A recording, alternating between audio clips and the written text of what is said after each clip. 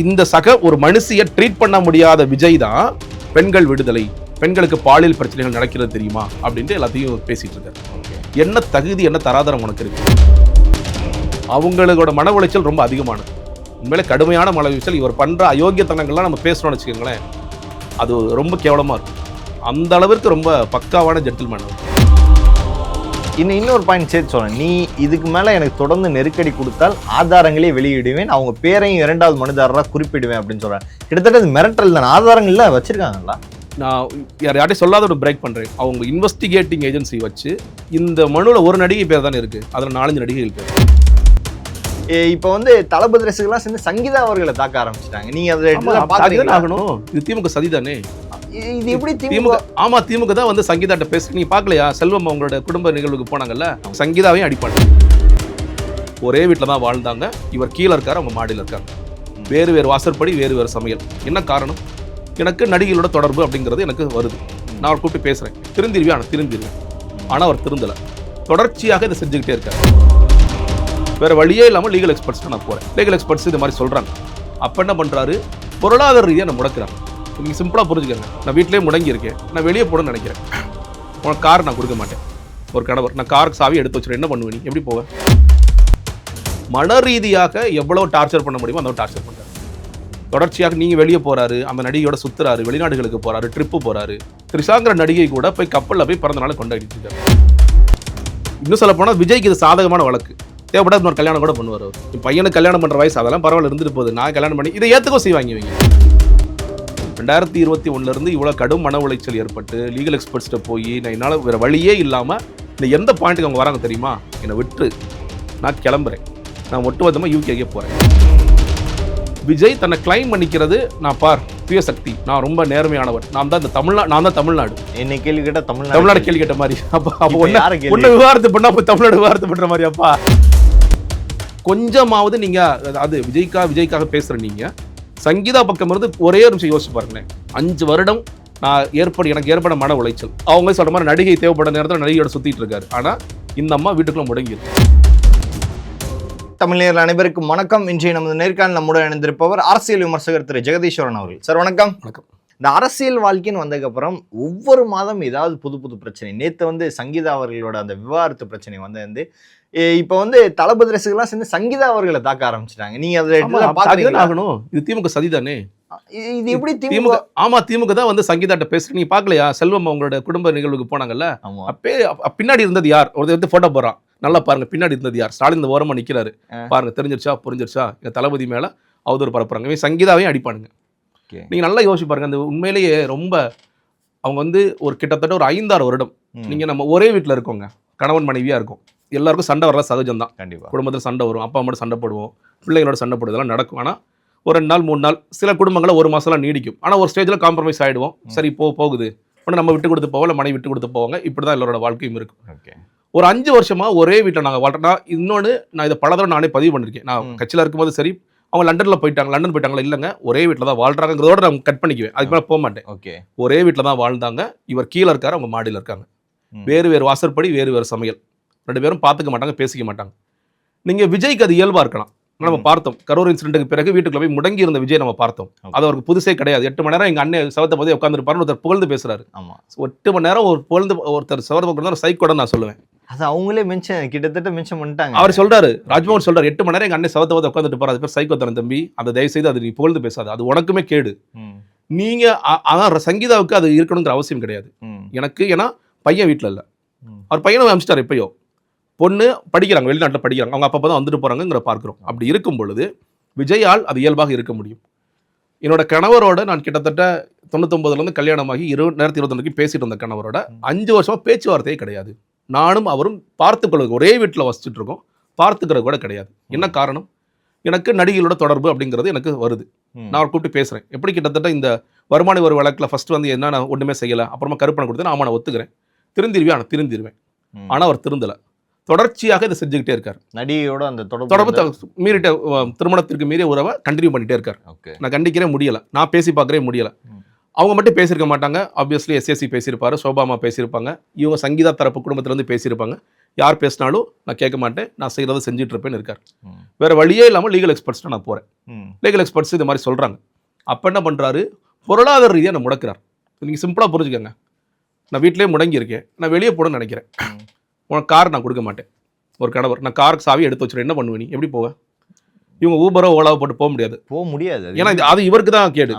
ஏன்னா உச்ச கேரியர் உச்சங்கிற உன் மனைவியை வந்து ஓலா ஊபரை போட்டு அனுப்புற, கார் கூட இல்லையா, ஒரு டிரைவர் கொடுக்க மாட்டேன், இப்படி தான் யோசிப்பாங்க. அதனால அவங்க அதையும் மனசில் கன்சிடர் பண்ணி தான் பேசாமல் இருக்கிறாங்க. நான் வெளியே போகக்கூடாது, வெளியே போக முடியாது, ஒரு ஸ்டேஜுக்கு மேலே என்னால் என் உறவினர்கிட்ட பேசக்கூட முடியாது. இந்த மாதிரி எல்லாம் டார்ச்சர் அனுபவிச்சு டொமஸ்டிக் வயலன்ஸ் ஃபிசிக்கல் அட்டாக் எதுவும் இல்லை, அவங்களோட இது ஃபிசிக்கல் அபியூஸுங்கிறது இல்லை. ஆனால் மன ரீதியாக எவ்வளோ டார்ச்சர் பண்ண முடியுமோ அந்த டார்ச்சர் பண்ணுறாரு.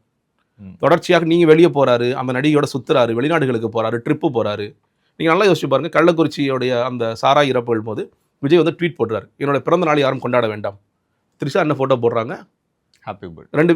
ரெண்டு பேரும் சேர்ந்து ஒரு கப்பலில் பயணம் பண்ணுற ஃபோட்டோ போடுறாங்க. நீ அந்த நேரத்தில் நான் கட்சியில் இருக்கும்போது நிறைய பேர் ஃபோன் பண்ணி, என்ன அண்ணன் இப்படி பண்ணிட்டாரு. நான் சொன்னேன், எப்பா இதெல்லாம் பேசாதீங்க, விடுங்க, நம்ம என்ன பண்ண முடியும். ஆனால் விஜய் தானே பண்ணாரு, விஜய் அதை என்கரேஜ் பண்றாங்கன்னு அவங்களே மென்ஷன் பண்ணி அதான் சொல்றேன், அதானே பண்ணிட்டு இருக்காரு தொடர்ச்சி. நீங்க ஒரு பக்கங்க நீங்க அவரோட இதை பாருங்க, ஸ்டேட்மெண்ட், கள்ளக்குறிச்சியில சாராய மரணங்கள் நிகழ்ந்த காரணத்தினால் என்னுடைய பிறந்த நாளை கொண்டாடாதீர்கள் அப்படின்னு சொல்ற விஜய், த்ரிஷாங்கிற நடிகை கூட போய் கப்பலில் போய் பிறந்த நாளை கொண்டாடிட்டு இருக்காரு. நீங்க ஒவ்வொரு இந்த பிறந்த நாளும் நீங்க பாத்தீங்கன்னா காலையில இருந்து விஜய்க்கு வாழ்த்து செய்தியெல்லாம் வந்துட்டு இருக்கு, அப்படியே ஓடிக்கிட்டே இருக்கு. சாயந்தரம் வந்து த்ரிஷா ஒரு வாழ்த்து போடுறாங்க. இவங்க இந்த கட்சிக்காரங்க, அண்ணி காலைல இருந்து பேசாம தானே அண்ணி இருந்த, ஏன் அண்ணி கொஞ்ச நேரம் சும்மா பேசாம இவங்க சும்மா இருறாங்கிற மாதிரி ஏன் இப்படி பண்ணி கொஞ்ச நாள் உயிரோட விட்டு கட்சி அரசார் அண்ணி. அவங்க வந்து ஏதோ ஒரு ஸ்பெயின் நாட்டு கொடி ஏதோ ஒன்று போட்டாங்க பாருங்க, தமிழக வெற்றி கழக கொடி. கிட்டத்தட்ட என்னன்னா எம்ஜிஆர், ஜெயலலிதா, விஜய் இது தியாக தலைவிங்கிற அளவு கொண்டு போயிட்டாங்க. தியாக தலைவி ஏத்துக்கிட்டாங்க, இவங்க ஏத்துட்டு வாழ்ந்துட்டு இருக்கானுங்க. அதுல என்ன ஒரு சிக்கல் கேட்டீங்கன்னா, அப்படி ஏத்துக்கிட்டு இருக்கும் போது சங்கீதா அவர்கள் பற்றி இந்த மன உளைச்சலை இவர்களுக்கு புரியவே மாட்டேங்குது. இவனுக்கு பேசுறானுங்கல்ல, பாருங்க திமுக சதி பண்ணிருச்சு, ஏண்டா 2021 இவ்வளோ கடும் மன உளைச்சல் ஏற்பட்டு லீகல் எக்ஸ்பர்ட்ஸ்கிட்ட போய் நான் என்னால் வேறு வழியே இல்லாமல் இந்த எந்த பாயிண்ட்டுக்கு அவங்க வராங்க தெரியுமா, என்னை விட்டு நான் கிளம்புறேன், நான் ஒட்டுமொத்தமாக யூகேக்கே போகிறேன். இவ்வளோ நாள் சொல்லிட்டு இருந்தாங்க யூகே இவ்வளோ நாளாக நான் போகலை, இப்போ ஒட்டுமொத்தமாக போகிறேன், எனக்கு உண்டான செட்டில்மெண்ட்டை நீ பண்ணிட்டு முடிச்சிரு. அப்போ இவ்வளோ நாள் உண்மையிலே வீட்டில் தான் இருந்தாங்க. ஆமாம், நான் சொல்கிறேன், உண்மையிலே வீட்டில் தான் இருந்தாங்க. இப்படி 5 வருஷம் வீட்டுக்குள்ளே தான் இருந்தாங்க. நீங்கள் கடைசியாக மேபி மாஸ்டரோடைய இல்லை சிவகார்த்தியின் படம் ஒன்று ரிலீஸ் ஆகும்போது பார்க்க வந்திருந்தாங்க, அமரனோ இல்லை அவங்க வந்தாங்க, விஜயும் சங்கீதம் சேர்ந்த நிகழ்வுன்றது மாஸ்டர் தான். அதற்கு பிறகு 5 வருஷம் ஆச்சு, மாஸ்டர் வந்து 5 வருஷம் ஆச்சு, கொரோனா பீரியட் தான் இல்லையா, அதற்கு பிறகு வெளியே வரல. அதுதான் கடைசியாக வந்த பொது நிகழ்வு. அதற்கு பிறகு வரவே இல்லை. இன்னும் சொல்ல போனால் அப்பயே அவங்களுக்கு சந்தேகங்கள் இருக்குது, இந்த மாதிரி பிரச்சனைகள் இருக்குங்கிறது தெரியுது, இதை கட்டுப்படுத்த சொல்கிறாங்க, முடியல, மறுபடியும் இது நடந்துக்கிட்டே இருக்கு. அப்போது ஒரு ஸ்டேஜில் இது முற்று பெறாது, இது எதுக்குமே முடிவு வராது. அப்போ நம்ம மொத்தமாக விளக்கிடுவோம்.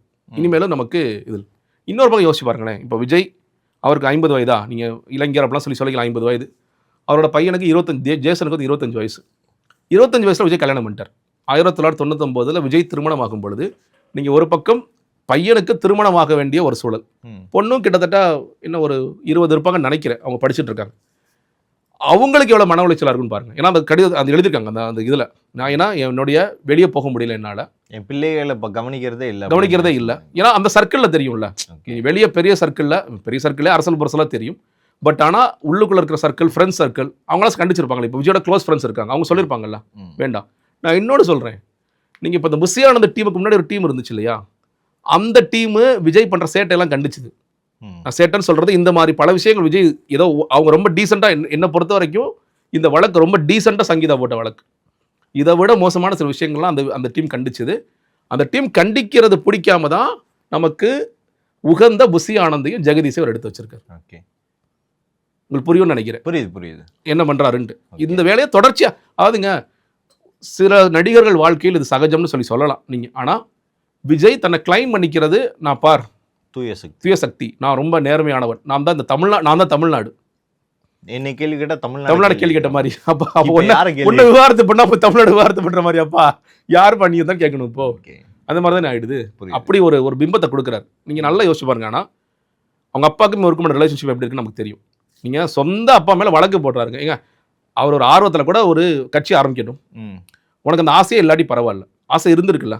ஏன்னா இவரே பேட்டியில் ஜானே என்ன சொன்னார், 2021 ஆரம்பிக்க வேண்டியது பிரதர், ரஜினி சார் வர்றதா இருந்ததுனால ஆரம்பிக்கல. அப்போ 2021 உங்கள் ஆசையை நீங்கள் சொல்லி தான் அப்பா போய் கட்சி ஆரம்பிக்கிறாரு, ஃபியூச்சரில் இதை பார்த்துக்கலான்னு சொல்லி பண்ணுறாரு. அவர் மேலே அவசர போய் வழக்கு போடுறாரு. அப்பா அம்மாவோட டேர்ம்ஸ் இல்லை, இப்போ என்ன பண்ணுறாரு, கட்சி ஆரம்பிச்சிட்டிங்க சார், அப்பா அம்மாவாவது வேணும், ஏன்னா மனைவி இல்லை, குழந்தைங்கள பார்க்க முடியல, அப்போது இவ என்னடா குடும்பம்னு கேள்வி கேட்டுருவாங்கிறதுக்காக செட் ப்ராப்பர்ட்டியாக பயன்படுத்துங்க.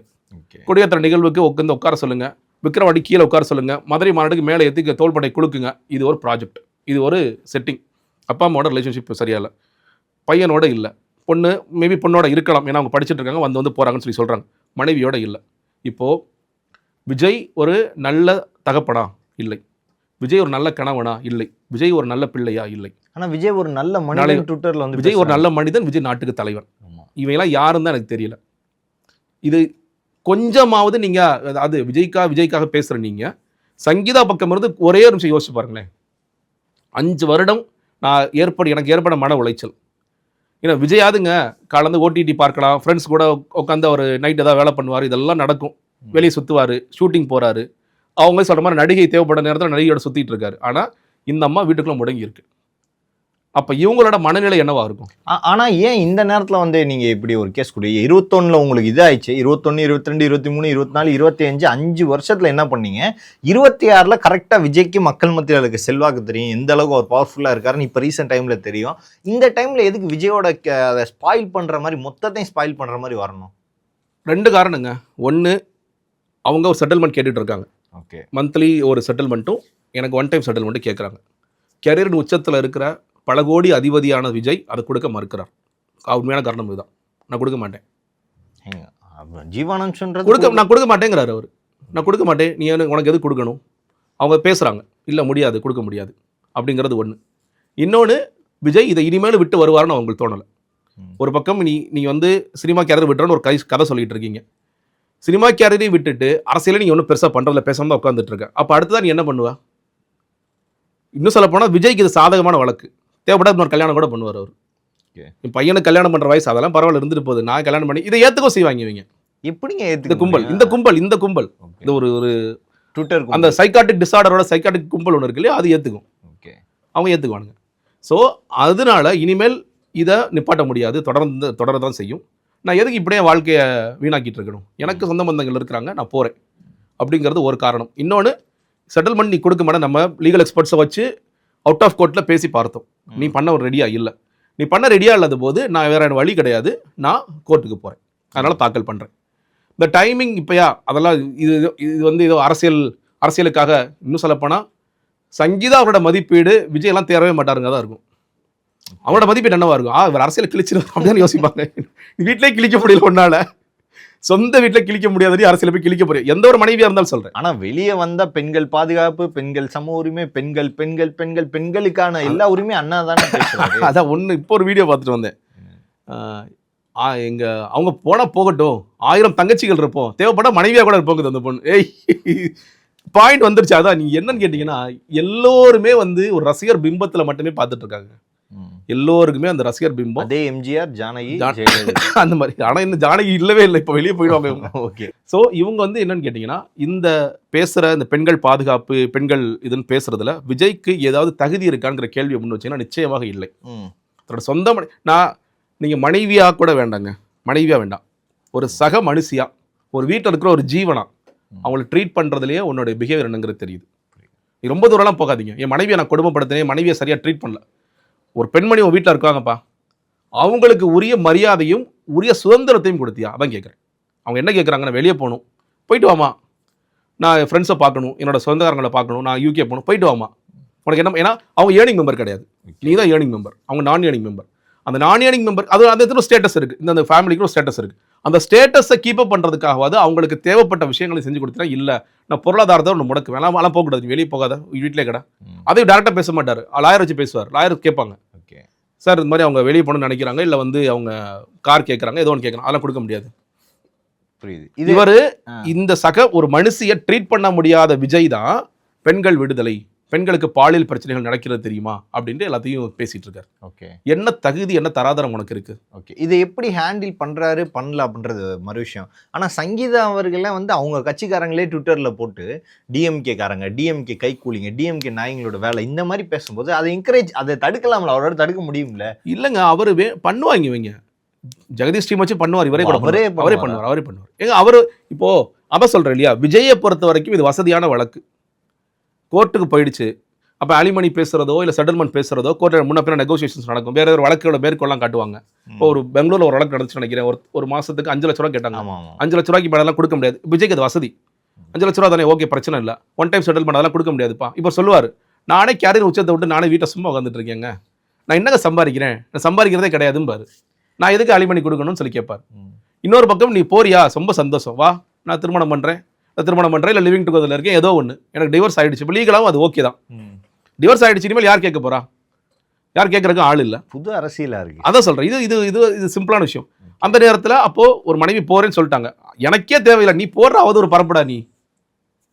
எனக்கு என்ன பயமாக இருக்குன்னா, நாளைக்கு தஞ்சாவூர் கூட்டத்தில் போய் ஸ்டாலின் சார் என் மனைவிட்டே நீங்கள் பேசி எனக்கு காலி பண்ண பார்த்தீங்களா ஸ்டாலின் சார் சொன்னாலும் சொல்லுவார். இவர் ஜான் எழுதி கொடுத்தாலும் கொடுப்பான், சார் நல்லா இருக்கு சார், பொலிட்டிக்கல் மைலேஜாக இருக்கும் சார், இது எல்லாமே விட்டா பேருக்கு தான், கீழே எல்லாம் ஆச்சரியக்குறி தான், அந்த ஆச்சரியக்குறி இப்படி ஒரு பிட்டை போடுவோமே, போட்டுதான் பார்ப்போமே வாங்கி வைங்க. நேற்று முழுக்க இந்த மனுஷனை எவ்வளோடா காயப்படுறீங்க. எங்கள் அண்ணா பாவுண்டா, எங்கள் அண்ணாவுக்கு வந்து ஒரு மனுஷனால என்ன ஃபர்ஸ்ட் சிபிஐ வச்சு அடிச்சிங்க, ஜனநாயகனை வச்சு அடிச்சிங்க, கரூரை வச்சு அடிச்சிங்க, கடைசி அவர் வீட்டுக்குள்ளே இருக்க ஆளை வச்சு அடிச்சிட்டீங்களே அப்படின்னு சொல்கிறானுங்க சார். இதில் எதுலையாவது விஜய்க்கு துளி கூட சம்மந்தமே இல்லை, விஜய் பாவம், விஜய் வந்து பேசாமல் இருக்காரு அப்படின்னு நீங்கள் சொன்னீங்கன்னா பரவாயில்ல. இந்த சிபிஐ வந்தது யாரால? விஜயால. போய் கேட்டு வாங்கி எனக்கு தமிழ்நாடு அரசுடைய விசாரணை வேண்டாம், சிபிஐ இல்லை தமிழ்நாடு, ஆமா வழக்கு வேணும்னு சொல்லிட்டு ஆதவர்ஜுனா போய் மதுரையில் கேட்டார். அதுக்கு பிறகு சிபிஐ வந்த உடனே நீதி வென்றது. அப்போ அவர் சந்தோஷமா தானே இருக்காரு. நீங்க அடுத்ததாக சிபிஎஃப்சி கேட்டீங்க, ஜனநாயகன் பத்தி ஏதாவது அவர் கவலைப்படுறாரா? ப்ரொடியூசர் காசு வாங்கிட்டேன்னா 250 கோடி முடிஞ்சு போச்சு, படம் வந்தா என்ன வரட்டு, எனக்கு என்ன, அதை பத்தி எனக்கு கவலை இல்லை. அது எங்கேயாவது பேசுறாரா? பேசியிருக்கணும், பேசுறது தயாரா இல்லை. சிபிஎஃப்சியில் என்ன ஆச்சுன்னு கூட யாருக்கும் தெரியாது, அது முடிஞ்சு போச்சு, அது ஜூன் ஜூலைக்கு அப்புறம் வந்துக்கட்டும்பா அப்படின்னு சொல்லிட்டு விட்டுட்டானுங்க. கரூர்ல முழுக்க இப்போ இப்படியே போய் பேசலாமே. போன வந்து என்ன சொன்னார் ஸ்டாலின் சார், என் மேல பழைய தூக்கி போட்டீங்களா ஸ்டாலின் சார்னாரு. ஸ்டாலின் அவர்கள் சட்டமன்றத்தில் மட்டும் தான் பேசினார் இது குறித்து டைரக்டா. என்ன பேசினாரு? தாவேக தலைவர் காலதாமதாக வந்தது முக்கியமான காரணம். நீ உண்மையிலே யோகியனா இருந்தா இன்னைக்கு வரைக்கும் ஏன் காலதாமதம் வந்து நீ சொன்னியா? இது வரைக்கும் ஏன் சொல்ல மாட்டேங்கிறீங்க? ஏன்னா கேட்ட டைம் 12:03 ஒரே வார்த்தையில் முடிச்சிடுறாங்க. நீ ஆனால் 12:03 வரலையே, நீங்க எத்தனை மணிக்கு வந்தீங்க? 7 மணி 7:30 மணிக்கு இல்லைங்க வந்தீங்க. 7:30 மணிக்கு தானே முதல் அசம்பாவிதம் நடக்குது. அப்போ அதற்கு காரணம் யாரு? இப்போ இந்த 3 விஷயத்திலையும், சிபிஐ விஷயத்திலையும் சரி, சிபிஐ அவராக கேட்டு வாங்கினது, தமிழ்நாடு அரசுக்கு பெரிய ரோலே இல்லை. சிபிஎஃப்சி இந்த மாதிரி ஜனநாயகனையும் பராசக்தியும் முடக்குதுங்கிற உடனே ட்வீட் போட்டவர் திமுக தலைவர், இல்லை மற்ற எல்லாருமே கண்டிக்கிறாங்க, விஜய் மட்டும் தான் கண்டிக்கல. கரூர் சம்பவத்திலையும் ரொம்ப டீசெண்டாக அவர் வெளிப்படையாக ஃபர்ஸ்ட் சொன்னது, எந்த கட்சி தலைவரும் தன்னுடைய ரசிகர்களோ தன்னுடைய தொண்டர்களோ சாகக்கூடாதுன்னு நினைப்பாங்க, அதனால அதை விட்டு கடந்து வாங்கன்னு தான் சொல்லி சொன்னார். அதுலேயும் டீசெண்டாக நடந்துக்கிட்டார். இப்போ கடைசியாக சங்கீதா அவர்கள்ட்ட போய், அம்மா இதாம்மா சரியான டைமு, நீ வந்து இந்த வழக்கு நீ போடுறது அப்படின்னு சொல்ல வேண்டிய அவசியம் முதல்ல இருக்கான்னு கேட்டிங்கன்னா என்ன அவசியம் முதல்ல இருக்குது? இப்படி தான் விஜய் அடிக்கணுமா?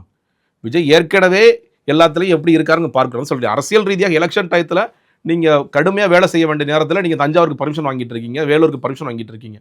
இப்படிலாம் அடிச்சு தான் அவர் வந்து நம்ம பெரிய ஆளாக்கணுங்கிறது எந்த அவசியமே எந்த கட்சிக்குமே இல்லை. திமுகன்னு விட்டுருங்க, என்டிஏக்கோ இல்லை மற்றவர்களுக்கோ யாருக்குமே இல்லை. ஆனால் தனிப்பட்ட முறையில் இவ்வளோ விமர்சனங்களை விஜய் மேலே வச்சதுக்கப்புறம் விஜய் மேலே மரியாதை ரொம்ப இது இந்த சமயத்தில் தேவையில்லாத எல்லாருமே நினைக்கிறது.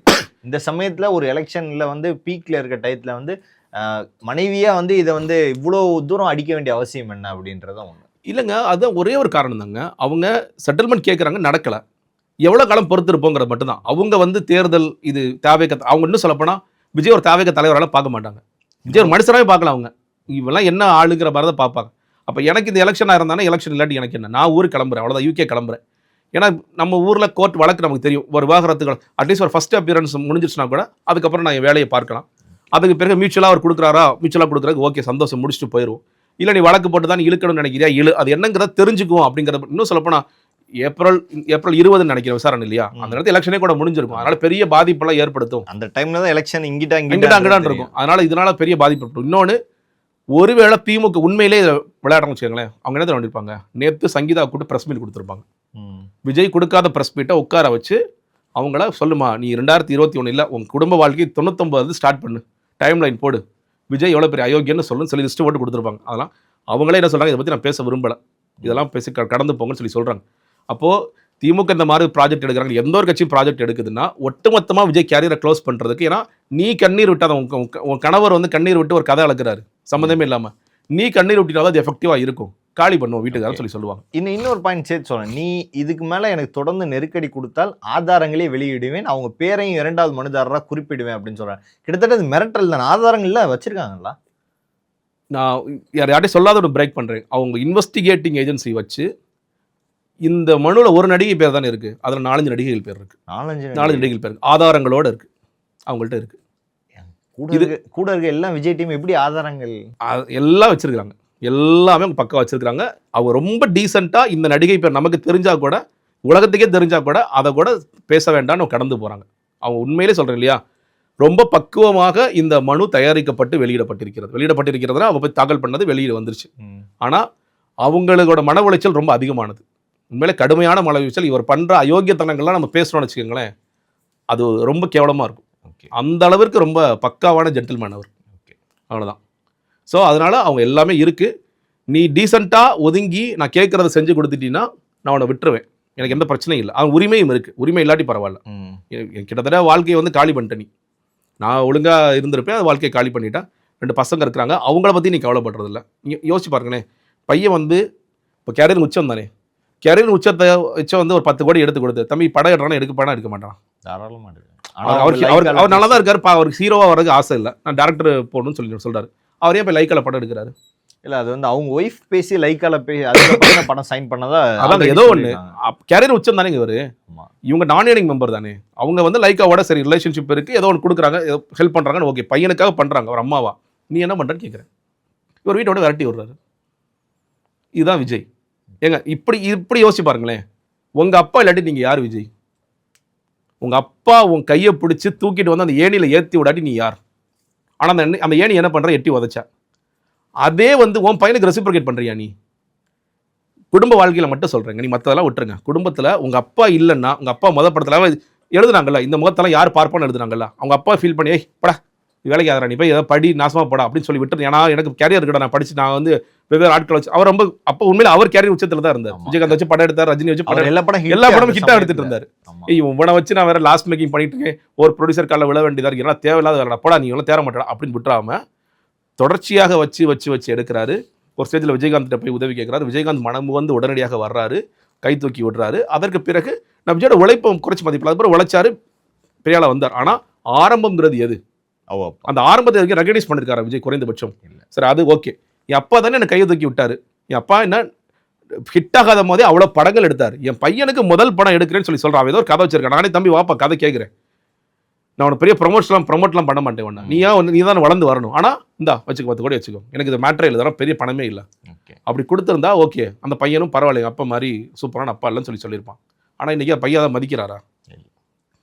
உங்கள் மனைவி மதிக்கிறாங்களா? அவங்க அப்பா மதிக்கிறாங்களா? அவங்க அம்மா மதிக்கிறாங்களா? அவங்க குடும்பத்தில் இருக்கிற யாருமே மதிக்கலை. இவங்க எதுவுமே தெரியாமல் ஒரு கும்பல் வந்து என்ன பேசிட்டு இருக்குங்கிறத பாருங்க. நீங்கள் எதுவுமே தெரியாது.